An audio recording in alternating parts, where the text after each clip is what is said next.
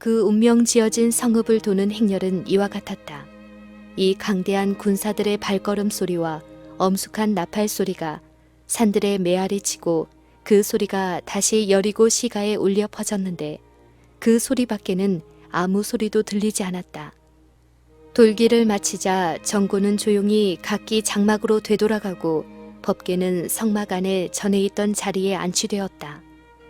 여리고 성읍의 파수꾼들은 경의와 공포로서 이스라엘의 모든 행동을 세밀히 감시하고 이를 상관에게 보고하였다. 그들은 어찌하여 이스라엘이 이와 같은 일을 행하는지 그 뜻을 알지 못했으나 강대한 군대가 성스러운 법궤와 수종드는 제사장들과 함께 그들의 성읍을 매일 한 번씩 도는 것을 볼 때에 이 신비스러운 광경은 이교의 사제들과 백성의 마음을 공포에 사로잡히게 하였다. 그들은 아무리 강력한 공격이라도 능히 성공적으로 막아낼 수 있으리라는 확신을 가지고 다시 그들의 튼튼한 방어 시설들을 점검해 보았다. 이 이상한 시위 때문에 저희에게 어떤 해가 돌아올 수 있다는 생각을 조롱하는 자들이 많았다. 다른 이들은 날마다 성읍을 도는 행렬을 바라볼 때 두려워하였다. 그들은 전에 이스라엘 백성들 앞에 홍해가 열렸으며 얼마 전에는 요단의 길이 열려 그들이 건너온 것을 기억하였다. 그들은 앞으로도 하나님께서 이스라엘을 위하여 어떠한 경이로운 일을 더 행하실지 알 수 없다고 생각하였다. 이스라엘 대군은 6일 동안 여리고성을 돌았다. 7째 날 새벽에 여호수아는 여호와의 군대를 소집하여 그들에게 이르기를 이제 하나님께서 이 성읍을 그들에게 주셨으므로 여리고 성을 7바퀴 돈 후에 나팔 소리가 크게 들리거든 큰 소리로 외치라고 지시했다. 거대한 이스라엘 대군은 운명 지어진 성벽 주위를 엄숙히 행진하였다. 보조를 맞추어 걸어가는 많은 사람의 발걸음 소리와 이른 아침에 고요함을 깨트리는 나팔 소리가 때때로 울리는 것을 제외하고는 모두 조용하였다. 견고한 돌로 된 튼튼한 성벽은 사람들의 포위를 멸시하는 것처럼 보였다. 성벽 위에 있는 파수병들은 첫 바퀴를 돌고 나서 뒤따라 2번째 바퀴를 돌고 이어서 3번째, 4번째, 5번째, 6번째 바퀴를 도는 모습을 공포심을 가지고 바라보고 있었다. 이 신비스러운 행동의 목적은 무엇일까? 어떤 큰 사건이 임박하고 있는 것이 아닐까? 그들은 오래 기다릴 필요가 없었다. 7번 돌기를 마친 후 긴 행렬은 멈추어 서고 한동안 조용하던 나팔들이 일시에 울려 온 땅을 진동시켰다. 견고한 돌로 쌓인 성벽이 그 거대한 망대와 활 쏘는 구멍 있는 흉벽과 함께 기초에서부터 흔들려 우르르 하고 무너져 내렸다. 여리고 거민들은 공포에 질려 움직일 수 없었고 이스라엘 대군은 진군하여 들어가 그 성읍을 점령하였다. 이스라엘 사람들이 자기 힘으로 승리를 얻은 것은 아니었다. 그 정복은 전부 여호와의 능력으로 이루어졌으므로 그 성벽과 거기 포함한 것은 모두 그 땅의 처음 열매로서 하나님께 희생 제물로 바쳐야 하였다. 또 가나안 정복은 그들이 자신들의 힘으로 싸운 싸움이 아닌과 그들은 다만 하나님의 뜻을 집행하는 도구에 불과하다는 것과 그들이 재물이나 명예를 구할 것이 아니요 그들의 왕 여호와께 영광을 돌려야 한다는 사실에 깊은 감명을 받아야만 하였다. 그 성을 빼앗기 전에 다음과 같은 명령이 내렸다. 이 성과 그 가운데 모든 물건은 바치되 너희는 바칠 물건을 스스로 삼가하라. 이스라엘 진으로 바침이 되어 화를 당케 할까 두려워하노라. 그 성읍의 모든 거민은 그 중에 있는 모든 생물과 함께 남녀노유와 우양과 나귀를 다 칼로 진멸해야 하였다. 다만 충실한 라합과 그 가족은 정탐꾼의 약속대로 죽임을 면했다. 여리고 성읍이 전부 불타버렸다. 그 궁전과 사원들, 장엄한 저택과 그 사치스러운 모든 기구들, 화려한 피륙과 값진 의복들이 모두 불꽃에 삼키운 바 되었다. 그러나 불로 태울 수 없는 은금과 동철 기구는 성막에서 사용하도록 바쳐야 하였다. 성읍의 유적도 저주를 받아 여리고는 결코 성체로서 재건될 수 없었으며 하나님의 권능으로 파괴된 성벽을 회복하려고 시도하는 자는 형벌받을 우려가 있었다. 온 이스라엘 앞에서 이 여리고 성을 누구든지 일어나서 건축하는 자는 여호와 앞에서 저주를 받을 것이라. 그 기초를 쌓을 때에 장자를 잃을 것이요 문을 세울 때에 계자를 잃으리라고 엄숙히 선포되었다. 여리고 백성을 전부 멸한 것은 전에 모세를 통하여 가나안 백성들에 관하여 주신 명령 곧 너로 치게 하시리니 너는 그들을 진멸할 것이라. 이 민족들의 성읍에서는 호흡 있는 자를 하나도 살리지 말지니 라는 명령의 성취에 불과하였다. 많은 사람들에게 이 명령은 성경의 다른 부분에 있는 사랑과 자비의 정신에 반대하는 것처럼 보일지 모르나 그것은 참으로 무한히 지혜로우시고 선하신 하나님의 명령이었다. 하나님께서는 가나안 땅에 이스라엘을 세워 그들로부터 이 세상에 당신의 나라를 나타낼 수 있는 민족과 국가를 발전시키고자 하셨다. 이스라엘 백성들은 참 종교의 후계자가 되어야 할 뿐 아니라 그 원칙을 온 세계에 전파하여야 하였다.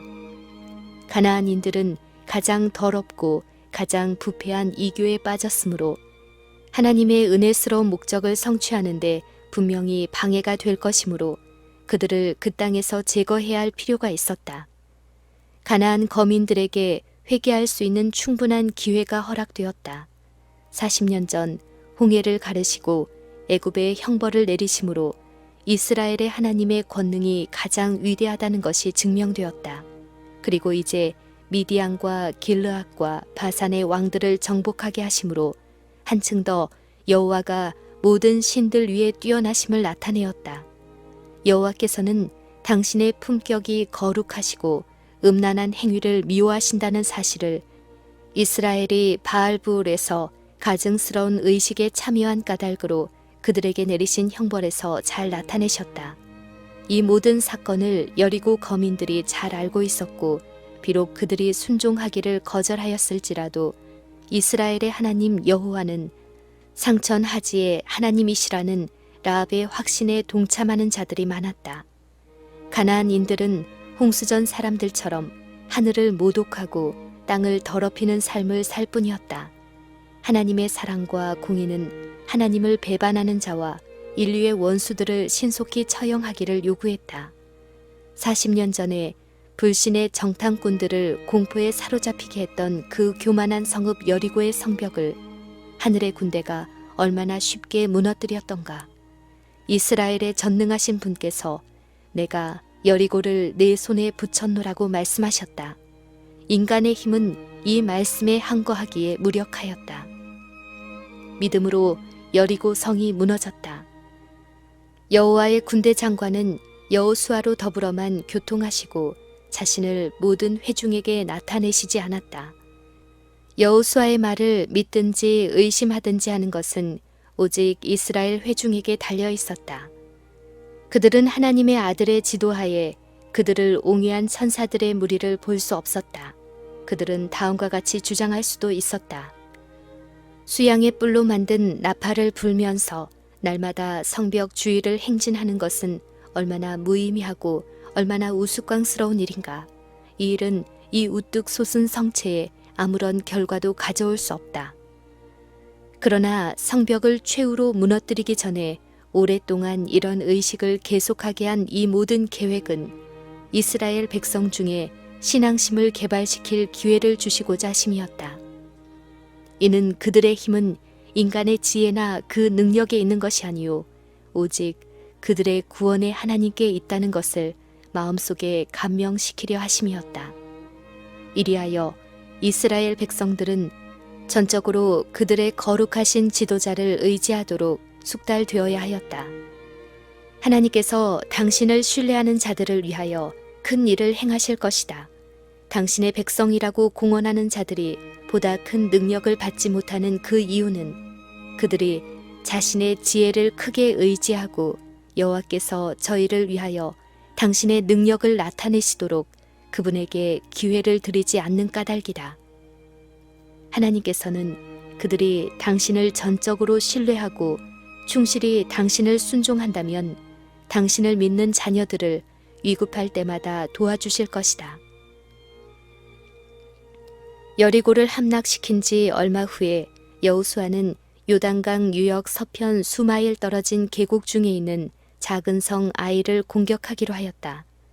그곳에 보낸 정탐꾼들은 그곳 주민은 적고 그곳을 점령하기에는 적은 군대밖에 필요치 않으리라는 보고를 가지고 돌아왔다. 하나님께서 그들을 위하여 이루신 대승리는 이스라엘 백성에게 자만심을 가지게 하였다. 하나님께서 가나안 땅을 그들에게 허락하셨으므로 그들은 안심하였고 하나님의 도우심만이 그들에게 성공을 줄 수 있다는 사실을 또 잊어버렸다. 여호수아까지도 하나님의 뜻을 묻지 않고 아이 성을 정복할 계획을 세웠다.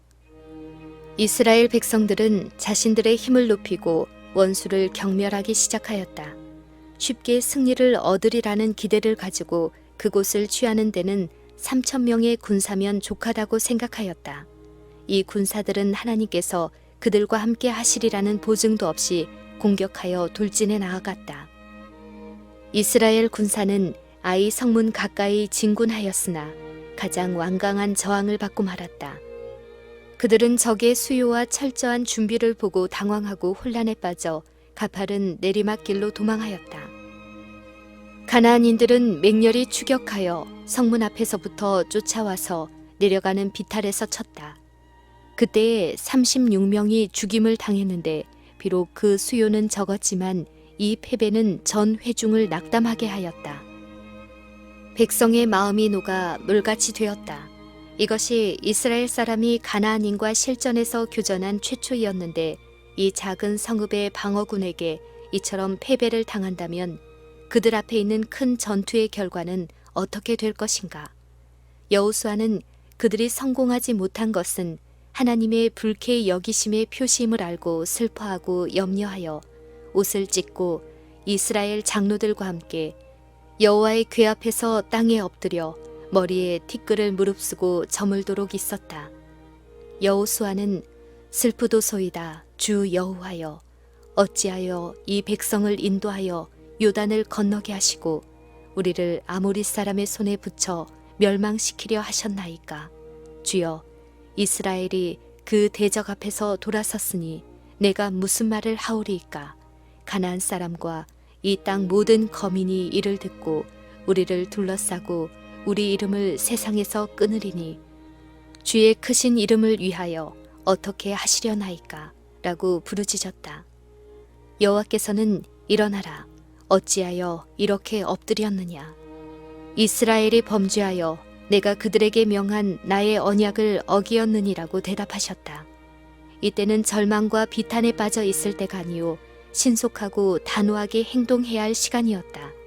진영 중에 은밀한 죄가 있었는데 이것을 찾아서 제거하기 전에는 여호와의 임재와 축복이 당신의 백성과 함께 하실 수 없었다. 그 바친 것을 너희 중에서 멸하지 아니하면 내가 다시는 너희와 함께 있지 아니하리라. 하나님의 심판을 집행하라는 명령을 받은 자 중에 한 사람이 하나님의 명령을 무시하였다. 그러므로 이스라엘 민족 전체가 그 범죄자의 죄에 대하여 책임이 있었다. 그들이 바친 물건을 취하고 도적하고 사기하였다. 여호수아는 범죄자를 수색하여 처벌하라는 명을 받았다. 범인을 찾아내기 위하여 제비를 뽑아야 하였다. 죄인을 직접 지적하지 아니하고 그 문제를 한동안 의문 중에 두어서 백성들로 하여금 저희 중에 있는 죄에 대하여 책임을 깨닫게 하여 마음을 살피고 하나님 앞에 겸비하게 하도록 하였다.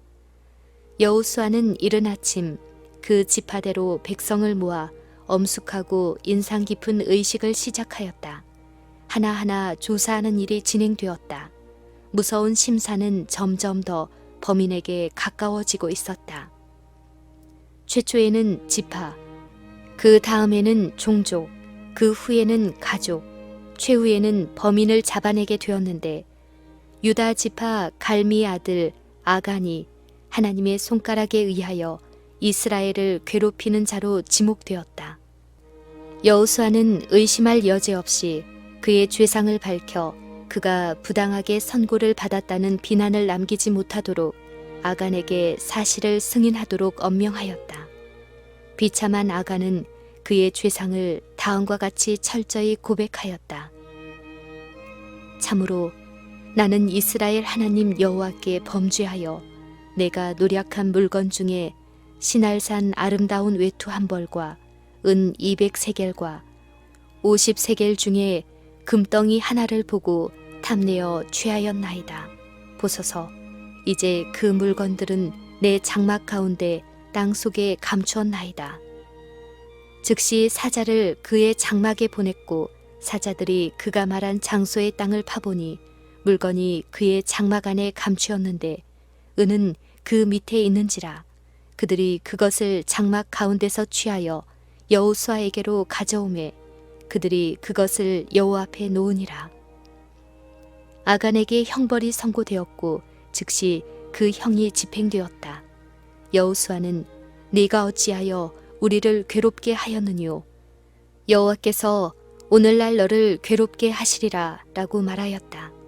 온 백성이 아간의 죄에 대한 책임을 지고 그 결과로 고통을 당하였으므로 그들은 이제 저희 대표자들을 통하여 형벌하는 일에 참여하여야 했다. 온 이스라엘이 그를 돌로 쳤다. 그리고 아간의 시체 위에는 돌무더기가 크게 쌓여 그 죄와 형벌에 대한 증거가 되었다. 그러므로 그곳 이름을 아골, 괴로움의 골짜기라 부르더라. 역대기에는 그의 죄를 기념하여 아갈인이 이스라엘을 괴롭게 한 자라고 기록되어 있다. 아간의 죄는 가장 직접적이고도 엄숙한 경고와 가장 강한 하나님의 능력의 출현을 무시하고 범해졌다. 너희는 바칠 물건을 스스로 삼가라는 명령이 온 이스라엘에게 보고되었다. 이 명령은 기적적으로 요단강을 건너고 나서 온 백성이 할례로서 하나님의 언약을 인식한 후에 유월절을 지키고 여호와의 군대 장관인 언약의 천사가 나타난 후에 즉시 주어진 바 되었다. 이 일은 하나님의 율법을 범한 모든 범죄자들이 분명히 당할 멸망을 증거하는 여리고의 함락에 뒤따라 일어났다. 하나님의 능력으로만 이스라엘이 승리를 얻었고 그들이 자기 힘으로 여리고를 점령하지 않았다는 사실은 그들에게 노획물을 취하지 않도록 금지하신 명령에 엄숙한 비중을 더하였다. 하나님께서 당신의 말씀의 능력으로 이 성을 함락시키셨으므로 승리는 당신의 것이며 그 성읍과 그 가운데 있는 모든 것은 당신에게만 바쳐야 하였다. 그 승리와 심판이 시행되던 엄숙한 시간에 수백만의 이스라엘 백성 중에 감히 하나님의 명령을 어긴 한 사람이 있었다. 시날산 의복을 볼 때에 아간의 탐욕은 자극을 받았다. 이것으로 인하여 죽임을 당하게 된 그 순간까지도 아간은 그것을 시날산의 아름다운 외투라고 불렀다. 한 가지 죄는 다른 죄를 유도하여 그는 여호와의 보고에 바쳐야 할 금과 은도 훔쳤는데 곧 가나안 땅의 처음 열매를 하나님에게서 도적질하였다. 아간을 파멸시킨 무서운 죄는 모든 죄 중에 가장 흔하고 가장 경히 여겨지고 있는 탐욕에서 기인되었다. 다른 죄들은 조사하여 형벌하는 반면에 열째 계명을 유린한 죄는 좀채로 비난조차 받지 않았다. 이 죄가 얼마나 흉악하며 그 결과가 얼마나 무서운 것인가에 대하여는 아간의 역사에서 배울 수가 있다. 탐욕은 점차적으로 발전하는 죄악이다. 아간이 품은 무욕은 마침내 습관이 되어 거의 깨트릴 수 없는 족쇄처럼 그를 속박하였다. 그는 이 악을 품고 있는 동안 이스라엘에게 재난이 이르지는 않을까 하는 생각으로 공포에 사로잡혀 있었을 것이다. 그러나 죄로 인하여 그의 지각은 마비되어 유혹이 닥쳐올 때 그는 쉽사리 유혹에 빠지고 말았다. 엄숙하고 명백한 경고에도 불구하고 지금도 동일한 죄가 범해지고 있지 아니한가. 아간에게 여리고의 노획물을 훔치지 못하게 한 것처럼 우리에게도 직접적으로 그 같은 탐욕에 방종하는 것이 금지되어 있다.